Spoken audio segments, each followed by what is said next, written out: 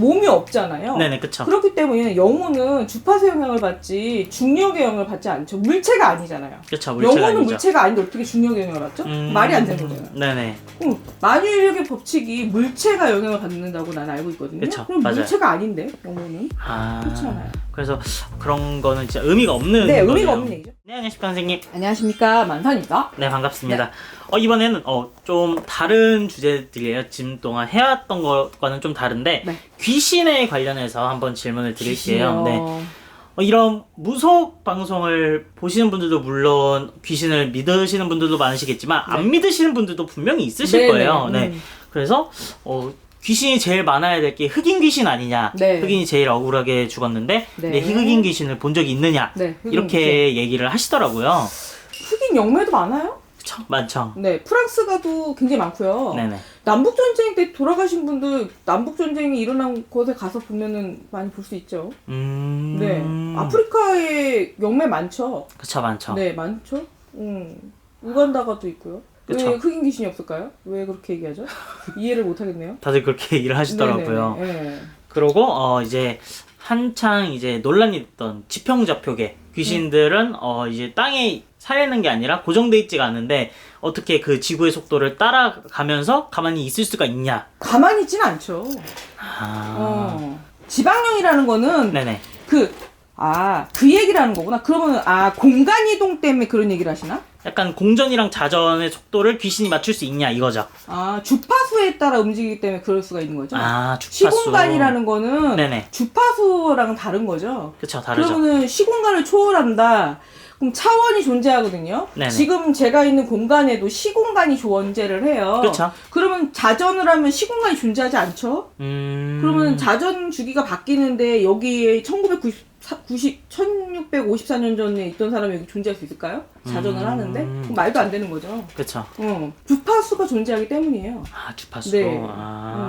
헤르츠. 귀신은 중력의 영향을 받지 않기 때문에 막 네, 그렇게 그런 얘기를 것도 하거든요. 있는 거죠.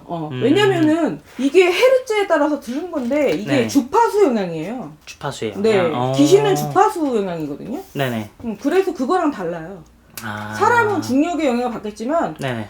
영혼이라고 그러잖아요. 영혼. 네네. 네, 영체라고 그러잖아요. 이거는 그러니까 몸이 없잖아요. 네네, 그쵸. 그렇기 때문에 영혼은 주파수 영향을 받지 중력의 영향을 받지 않죠. 물체가 아니잖아요. 그쵸, 물체가 영혼은 아니죠. 물체가 아닌데 어떻게 중력의 영향을 받죠? 말이 안 되는 거잖아요. 네네. 만유인력의 법칙이 물체가 영향을 받는다고 난 알고 있거든요. 그쵸, 그럼 맞아요. 물체가 아닌데 영혼은 그렇잖아요. 그래서 그런 거는 진짜 의미가 없는 네, 거네요. 의미가 없는 얘기죠. 그리고 예전에 한 10년 전인가 네. 귀신한테 영혼이 있다 뭐 이런 얘기도 있었거든요. 귀신의 영혼이 있다. 귀신은 무게가 있다. 무게가요? 네, 사람이 죽었는데 이제 몇 그램이 빠져나갔다. 그게 귀신의 무게다. 이렇게 방송이 된 적이 있어요. 뭐 그람으로 뭐 마이크로그램이라고 할 수 있겠네요. 그런 식으로. 그러면은 이제 아무래도 귀신이라는 게 실질적으로는 과학적으로 바뀔 수 없는 거잖아요. 네네. 그래서 이제 물건이 떠다니나든가 이런 거를 그냥 폴터가이즈라고 명명을 해요. 그러니까 귀신이라는 게 그거 같아요. 제가 볼 때는 저도 옛날에 귀신을 안 믿던 사람이에요. 네네. 저도 과학적인 거 되게 좋아하는 사람인데요. 저도 보여주지 않으면 믿지 않았던 사람 중에 하나예요. 근데 그런 거 같아요. 이렇게 왜 매장 문화라는 게 있잖아요. 네네. 그래서 매장을 했을 때 그 시체가 썩으면서 유기물이 떠다니잖아요. 네네. 그 유기물이 떠다니면서 자손한테 가는 거를 가면서 전달이 된다고 그러거든요. 네네. 그 유기물 중에 하나가 그 자손한테 가는 거를 귀신이라고 볼 수도 있겠더라고요. 그게 자손 전달된다고 하잖아요. 네네. 그 유기물 중에 하나를 갖다가 영체라고 할 수도 있겠더라고요. 그거를 그렇게 해석할 수도 있겠더라고요. 그렇게 따지면은 그걸 뭐 귀신이다. 네네. 그렇게 표현할 수도 있겠더라고요. 왜냐면 그거를 만약에 천둥번개에 의해서 만약에 쳤다. 그러면 그게 유기물이 천둥번개 받았을 경우에 그게 반짝반짝거렸을 경우에 그게 이제 뭐 귀신을 볼 수도 있는 거니까. 뭐 그렇게 볼 수도 있겠더라고요. 그러니까. 그렇죠. 그래서 예전에 이제 막 도깨비물이라고 하죠. 네, 그렇죠. 그렇게 볼 수도 있는 거니까. 그게 이제 뼈에서 나오는 그쵸, 그 발광물질로 인해서 거죠. 왜냐면 기화되면서 만약에 이게 썩으면서 기화된 그쵸. 그 에너지 단백질이 뭐 이렇게 부화되면서 부패되면서 나온 그런 것들이 쏟아지면서 자손한테 간다고 할 수 있는 거거든요. 그것도 이제 귀신이라고 할 수가 귀신 있는 할 수 있는 거죠. 아니, 귀신이라는 게 참 언제쯤 제대로 이제 영혼하고 육체가 분리되고 넋이라고 하잖아요. 네네. 세 가지가 있거든요. 네. 그래서 이거를 100% 구분할 수 있는 서로 서술한 사람이 과연 있을까? 지구상에? 아. 없을 거예요. 아마. 나중에 과학이 발전해서라도 그거는 좀 불가능한 일일까요? 영혼적인 걸 밝혀놓는 사람이 없는 걸로 알고 있어요. 밝히기 전에 죽지 않았을까요?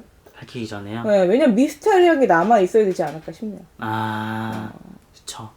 그래 사람들이 더 고서에도 그런 게 있겠지만 금기서라는 게 존재하잖아요. 그쵸 존재하죠. 알면 죽는 거, 청진도서 뭐 이런 거. 네. 밝히면 안 되는 그냥 그런 주제라고 좀 생각을 해야 보면 되는. 될 것 같아요. 네 알겠습니다. 이렇게 해서 귀신에 대해서 질문을 드려봤고요. 네. 다음에 더 궁금하거나 재미있는 주제로 찾아뵙도록 하겠습니다. 네, 감사합니다. 네 감사합니다.